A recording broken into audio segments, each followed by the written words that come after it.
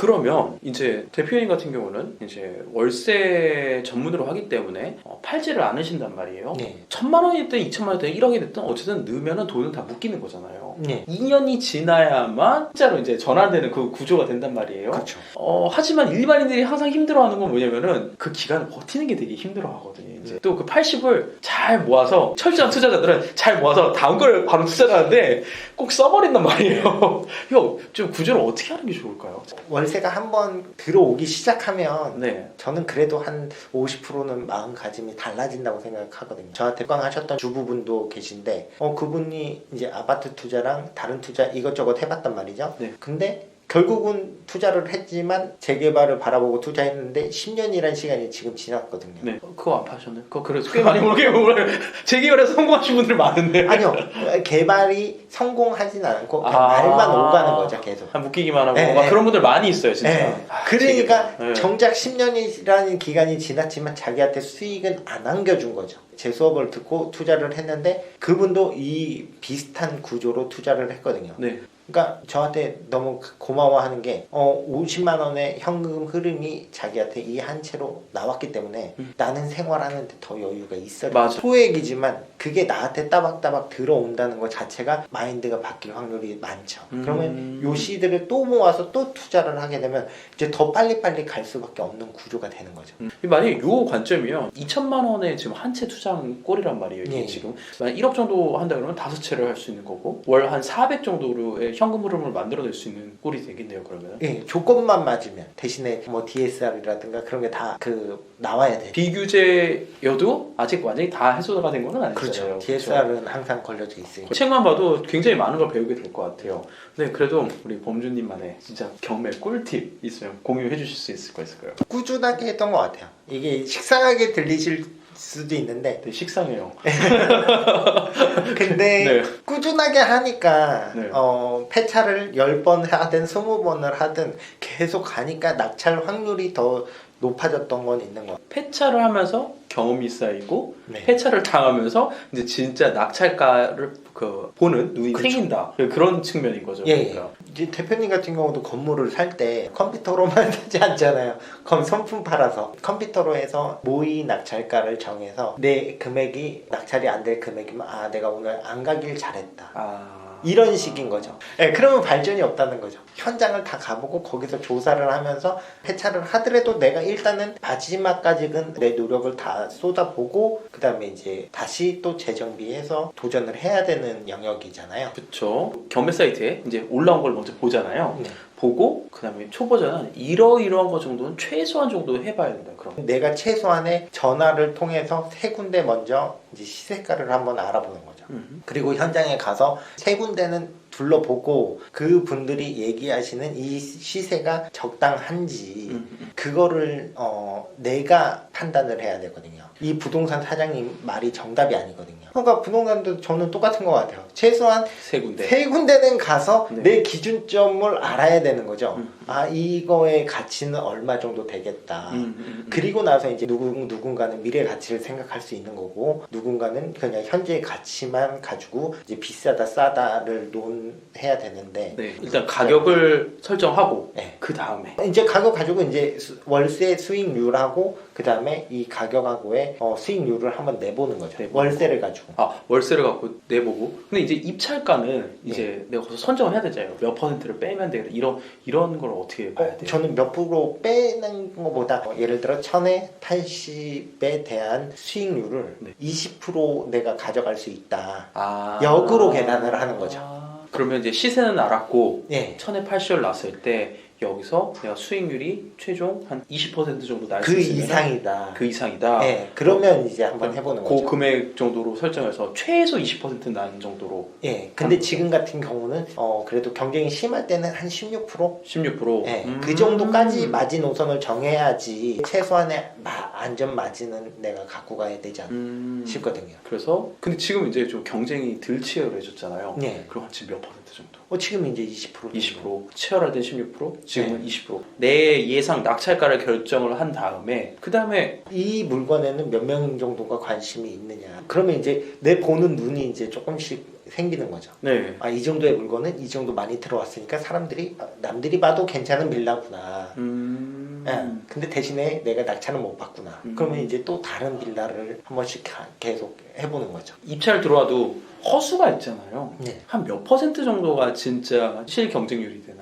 빌라에는 그렇게 많지는 않아요. 허수가 많지 않아요. 네. 그럼 다 거의 진짜 찐으로 들어온다고 보는 네. 거예요. 와. 그래서 거기 들어온 사람들이 다 실제 찐 경쟁자라고 생각하고 그리고 이제 그들이 이제 했을 때 입찰가 낙찰가 그거를 이제 어떻게 보면 내가 찍었던 거 찍고 나중에 실제 입찰할 때 나온 인원들 그걸 비교하면서 계속 경험하다 보면은 어느 정도 내 이 눈이 커지는 그런 게 생기겠네요. 그렇죠. 그거 그렇게 열심히 한 몇 번 정도 하면 낙찰을 받을 수 있을까요? 저는 최소한 그래도 한 10번은 해봐야 되지 않나. 10번, 네. 10번. 사람이 이제 많이 안 돌아다니려고 그런단 말이에요. 그래서 그때 이제 뭐 좀 해주시는 얘기 있으세요? 그러니까 남들과 다르게 행동을 해야 되잖아요.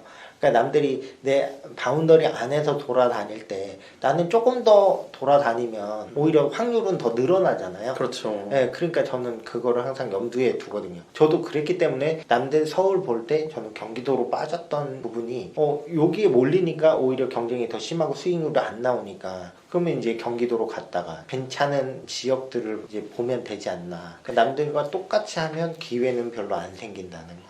구범주님을 통해서 물어본 사람들한테는 거의 그냥 팔지 말라는 식으로 더 권유 많이 하시잖아요. 근데 대신에 이제 신축 빌라랑 구축 빌라의 전략은 달라야 된다는 거죠.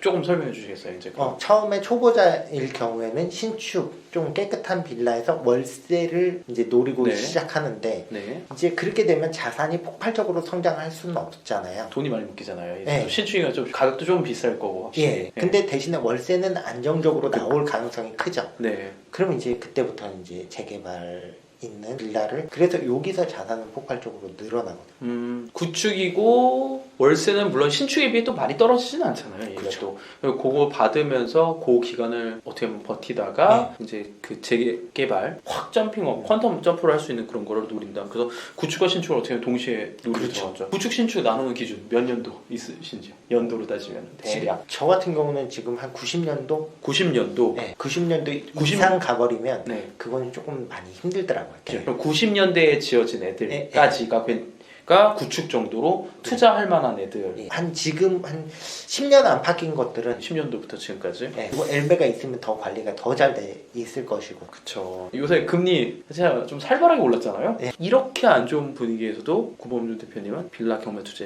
해야 된다 말아야 된다. 저는 해야 된다. 자, 왜 그렇게 자신 있게 얘기하실 수 있어요? 왜냐면 초보자는 그 구조, 그러니까 돈 버는 시스템을 먼저 알아야 되는 거죠. 네. 근데 여기에서 실패한다고 해도 수정해서 다시 보완하면 월세라는 걸 받고 있다 보면 다시 또 본전치기가 가능하고 쉽게. 그러면 지금 대표님이 짠 구조에서는 금리 한 몇 %까지 올라가면 되게 힘들어지세요?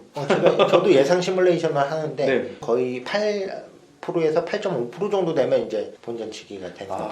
8%? 대출금리로 따지면 뭐 거의 10%가 넘어가니까. 저는 거기서 그렇게 되면 전세로 돌리는 방법도 저는 생각하고 있거든요. 그쵸. 네, 그러면 전세로 돌렸을 때는 나한테 나가는 이자는 없는 거잖아요. 없죠. 네, 다 그리고 그걸로 돌리니까. 지금 돈이 오히려 이제 전세를 받으니까 시세대로만 놔도 그쵸. 저는 한 몇 억 정도가 들어오기 때문에 그걸로 이제 버티면 되는 거니까.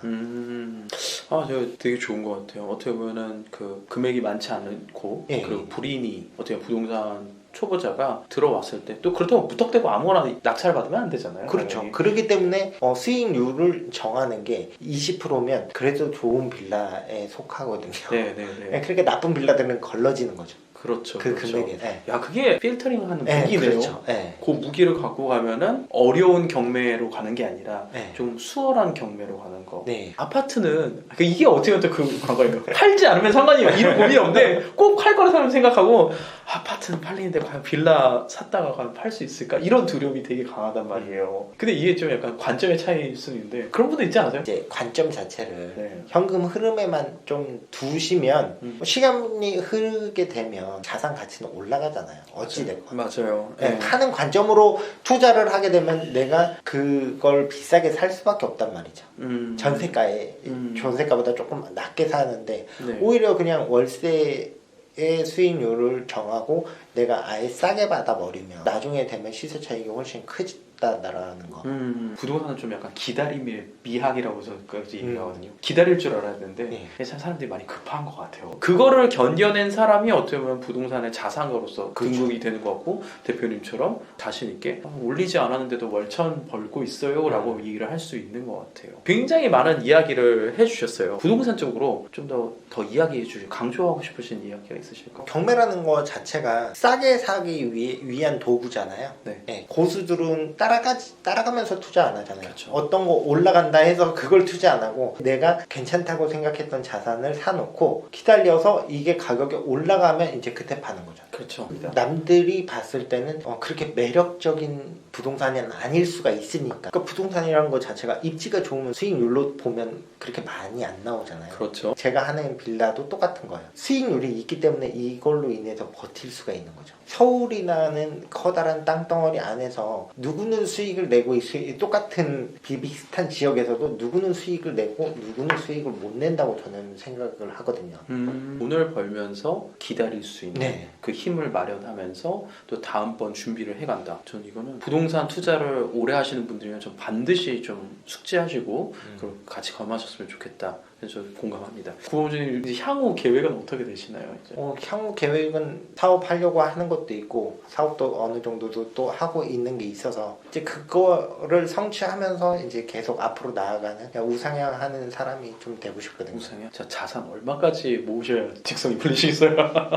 그거 목표는 세우지 않아요. 아, 자산 목표? 네. 돈의 기준은 잡으시지 않으셨군요. 네. 왜냐하면 내가 100억을 놓고 봤을 때 네. 내가 100억을 벌어야지 했는데 저는 지금 제가 봤을 때 그렇게 어렵지 않게 벌 수 있을 것 같거든요. 네.